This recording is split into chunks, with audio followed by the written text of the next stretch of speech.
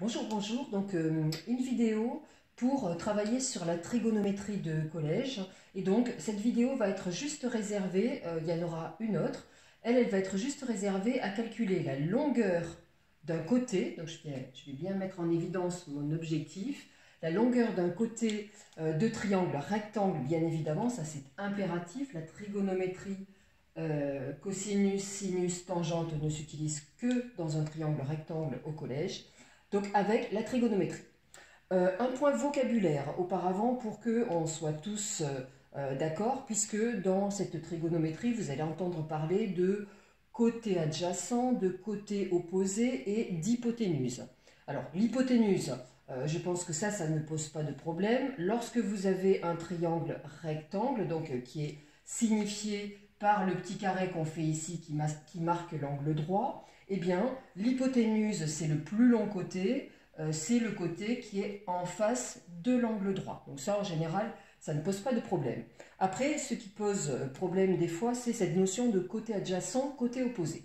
Donc, côté adjacent, côté opposé, c'est en rapport avec un angle. Si on ne vous donne pas d'angle, il est difficile de parler de côté opposé. Opposé à quoi? Adjacent, adjacent à qui?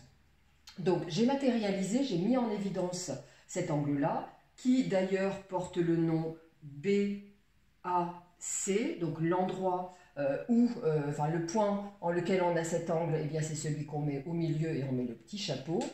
Eh bien, ce qu'on appelle le côté adjacent à cet angle-là, c'est le côté qui va toucher cet angle. C'est-à-dire que le côté adjacent à BAC, eh bien, ça va être ce côté-là, le côté BA.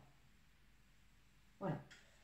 Le côté opposé à l'angle BAC, c'est le côté qui est en face de l'angle et qui est donc le côté BC. Voilà, le côté opposé à l'angle. Alors forcément, si je ne parle pas de cet angle-là, mais de cet angle-là, en C, donc je vais le mettre en évidence ici, eh bien à ce moment-là, le côté opposé à cet angle que j'ai mis ici, là, eh bien le côté opposé c'est AB, côté qui est en face, et le côté adjacent c'est le côté qui touche l'angle, donc le côté CB. Voilà, ce petit point étant fait, donc je vais travailler sur vraiment la trigonométrie, donc sinus, cosinus et tangente. Et je vais donner un petit moyen mnémotechnique pour se souvenir des formules, parce qu'il y en a quand même 3. Et donc, ce moyen-là s'appuie sur ce mot so, ka, to, a, voilà, dont il faut retenir l'orthographe et vous allez voir pourquoi. Alors après, vous pouvez mettre ka, so, to, a, ça n'a pas d'importance, vous trouvez votre propre moyen pour retenir. Et donc, qu'est-ce qu'il va nous dire ce moyen-là? Eh bien, il va nous dire que le sinus, alors le sinus, si vous ne mettez rien derrière, ça n'a strictement aucun sens. Derrière sinus, on met un angle. Donc, je vais prendre celui-là. On met ou celui-là, pas le sinus de l'angle droit. Donc, le sinus de BAC. Donc, voilà, ça, c'est la lettre S qui est là. Le O, ça veut dire opposé, donc est égal au côté opposé. Donc, le côté opposé à cet angle-là, c'est BC. Donc, BC, côté opposé, sur, donc le H, eh bien, c'est l'hypoténuse, donc le côté AC. Voilà, hypoténuse. Hypoténuse. Il n'y a qu'un seul H dans l'écriture. Je passe ensuite à cette partie-là, K, donc je pense que vous commencez à comprendre. Le cosinus, donc C, initiale de cosinus. Le cosinus de l'angle BAC, donc A, côté adjacent. Le côté adjacent à l'angle, c'est AB, donc côté adjacent, sur, donc H, eh bien l'hypoténuse, donc AC. Voilà, j'aurais écrit juste en abrégé, hypoténuse. Et la dernière partie, le fameux taux A, eh bien T c'est tangente, donc tangente, là encore, derrière sinus, cosinus, tangente, si vous ne mettez rien, ça n'a absolument aucun sens. Ces trois choses-là s'appliquent à des angles. Donc la tangente, de l'angle BAC, eh bien, c'est égal au côté opposé. Donc, le côté opposé, c'est BC, opposé, sur, eh bien, A, le côté adjacent, qui est ici AB. Côté adjacent. Voilà, donc voilà comment ça marche, ces différentes formules. Et donc, avec ce petit mot dont il faut faire très attention à l'orthographe, eh bien, on retient les trois formules, donc c'est quand même très chouette. Je vais donner un exemple pour montrer quelles connaissances il faut que l'énoncé me donne pour que, grâce à la trigonométrie, j'aille pouvoir calculer la longueur d'un côté. Donc là, j'enlève tout ça. Voilà, je vais remettre le petit moyen mémorisation. Voilà, et je vais considérer donc que l'énoncé m'a dit ABC est un triangle rectangle. Donc ça sera fondamental. On ne peut pas utiliser la trigonométrie au collège sans avoir cette caractéristique-là. Donc triangle rectangle en B, ici. Voilà, on va me dire, on sait que l'angle BAC, celui que j'ai mis en évidence, allez, est égal par exemple à 47 degrés. Donc tiens d'ailleurs, si je connais cet angle-là qui fait 47 degrés, puisque celui-ci fait 90 degrés, et puisque la somme des angles fait 180 degrés, eh bien, il n'est pas difficile de voir que, enfin de calculer, cet angle-là fera en fait 43 degrés. Donc là, ce n'était pas l'objectif ici. Donc on m'a donné un angle et il va falloir qu'on me donne au minimum une longueur de côté. Et je sais que, par exemple, tiens, le côté AB est égal à 5. Voilà. Alors si on me donne AB et puis BC, je sais que je peux aller utiliser le théorème de Pythagore et je vais connaître la longueur AC. Si je connais deux longueurs de côté, le théorème de Pythagore, il joue bien son rôle. Je n'ai pas besoin d'en passer par la trigonométrie dans le triangle rectangle. Voilà, et l'objectif, eh bien tiens, par exemple, on va me demander de calculer BC. Voilà, donc calculer BC.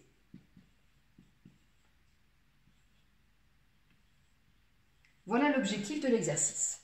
Et donc, pour calculer BC, si je voulais utiliser le théorème de Pythagore, je l'ai dit tout à l'heure, j'ai juste le fait que ça donne 5. Et pour appliquer le théorème de Pythagore, il nous faut deux longueurs de côté et non pas une seule.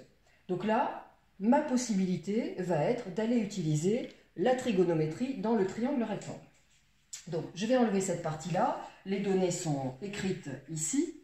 Donc, faites toujours une petite figure à main levée avec les renseignements donnés par l'énoncé. Donc là, je vais enlever le 90 degrés, parce que le petit carré qu'on a fait là suffit à le mettre en évidence. La donnée, la demande, et voilà, et je vais travailler. Et donc, là, effectivement, certains d'entre vous vont se dire « Ah oui, mais j'ai trois formules, laquelle des trois je vais utiliser ?» Eh bien, pour le savoir, je vous conseille d'écrire au moins sur un brouillon votre petit moyen mnémotechnique, fameux SOHCAHTOA, et puis d'aller regarder. Donc, je connais cet angle-là, donc j'ai expliqué tout à l'heure adjacent, opposé, qui c'était, et donc, par rapport à cet angle-là, eh bien, on me demande le côté opposé et on me donne le côté adjacent. Laquelle de ces parties traite de opposé adjacent? Eh bien, hop, je le vois rapidement et c'est celle-ci. Donc, je vais rédiger comme ABC est rectangle en B, parce qu'on ne donne pas en mathématiques qu'un résultat, on donne le raisonnement qui va avec. Je peux appliquer la trigonométrie. Voilà, c'est un exemple de rédaction. Ce qu'il faut, c'est expliquer. Voilà, ce n'est pas obligatoirement ces phrases-là. Et votre recherche, pourquoi on utilise tangente, vous l'aurez faite, vous aurez réfléchi au préalable. Et vous allez nous dire que la tangente de l'angle BAC, Alors cet angle, si vous l'appelez CAB, ça n'a pas d'importance. Hein. L'important, c'est que le sommet A de l'angle soit en plein milieu. C'est égal à côté opposé, donc BC, sur côté adjacent, AB. Voilà. Et puis là, vous vous rendez compte que l'angle, vous l'avez. Alors la tangente, bon, on va l'obtenir grâce à la calculatrice. AB, vous l'avez aussi. Et ce que vous voulez, c'est BC. Donc ça, c'est nickel. Quand dans une égalité, on a juste une inconnue, et bien par la technique du produit en croix, on peut obtenir ce qui nous manque. Donc je vais enlever ça et je vais le réécrire un petit peu plus haut. Donc ça fonctionnerait pareil si voilà, les données faisaient que vous deviez utiliser cosinus ou sinus. Donc là, je remets ce qu'on a vu tout à l'heure, la tangente de B à C, donc côté opposé BC sur côté adjacent AB. Voilà, et puis je vais mettre les indications de l'énoncé. Donc tangente, j'avais donné 47 degrés, est égal à BC, ben BC c'est ce que je ne connais pas, divisé par 5. Voilà, et puis je vais isoler BC. Alors attention à ne pas faire de calcul intermédiaire, parce que si vous arrondissez déjà ici, votre égal il sera plus vrai, ça sera un à peu près égal, donc on arrondit que à la fin. On va faire le principe du produit en croix. Qu'est-ce que c'est que le produit en croix? Quand vous avez un quotient AB qui est égal à un quotient, donc A sur B qui est égal à C sur D, eh bien le produit en croix consiste à faire A fois D égale B fois C. Donc cette égalité-là ou ça, c'est la même chose. Et après, bah, si vous voulez soit A, soit B, soit C, soit D, eh bien grâce à cette égalité, vous isolez. Par exemple, si vous voulez A, bah, vous divisez tout par D. Si vous voulez C, vous divisez tout par B. Donc, grâce à ça, je vais obtenir que ce fameux BC, eh bien, c'est égal à 5 multiplié par tangente de 47. Voilà, ça, c'est ce qu'on appelle la valeur exacte. Et puis ensuite, si j'en veux une valeur approximative, et d'ailleurs, il faut bien faire attention en mathématiques à différencier le exact où je mets un égal et le environ où je mets le symbole à peu près égal, eh bien, je vais aller prendre ma calculatrice. Alors, je vous montre ici donc la calculatrice que vous avez la plupart du temps au collège, donc c'est celle-ci. La première des choses à faire, ça sera de vous assurer que vous êtes bien en degrés, parce que l'angle il vous est donné en degrés et il n'y a pas que cette unité-là d'angle. Donc, qu'est-ce que vous allez faire pour ça? Je vais vous le noter ici, et comme ça, si vous avez vos calculatrices sous les yeux, eh bien, ça sera encore plus facile. De toute façon, vous pourrez revoir la vidéo. Donc, on va dans seconde, configuration. Voilà, dans seconde configuration, eh bien, vous avez... Alors, le mieux, c'est d'allumer la calculatrice quand même, auparavant. Et donc, vous avez en petit 2 les unités d'angle. Et donc, dans les unités d'angle, vous avez plusieurs unités et vous allez choisir le mode degré. Ça veut dire que en haut de votre écran, vous allez avoir un D qui va s'afficher. Voilà, une fois que vous avez fait ça, donc vous êtes bien en mode degré et vous avez donc la bonne unité.